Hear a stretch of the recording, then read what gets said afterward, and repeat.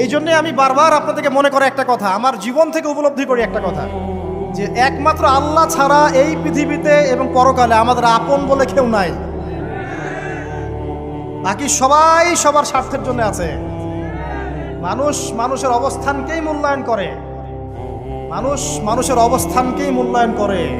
আল্লাহ রাব্বুল আলামিন আপনার ভিতরটাকে ভালোবাসেন। দেখেন, আপনি যখন নামাজ পড়েন নাই, আল্লাহ পাক কিন্তু আপনাকে ধ্বংস করে দেন নাই। আল্লাহ পরম করুণাময় আপনাকে হেদায়েত দিয়ে নামাজি বানিয়ে দিয়েছেন। জীবনে অনেক পাপ করেছেন, ইনস্ট্যান্ট আল্লাহ পাক শাস্তি দিতে পারতেন, আল্লাহ পাক দেন নাই। আল্লাহ আপনাকে ভালোবাসেন, আল্লাহ আমাকে ভালোবাসেন।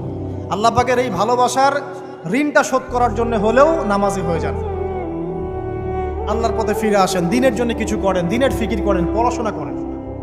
প্রিয় ভাইরা, আল্লাহ পাক তৌফিক দান করুন। দেখুন, এই রিবা থেকে দূরে থাকার জন্য একটা হাদিস যথেষ্ট, যে 4 শ্রেণীর মানুষকে আল্লাহ রাসূল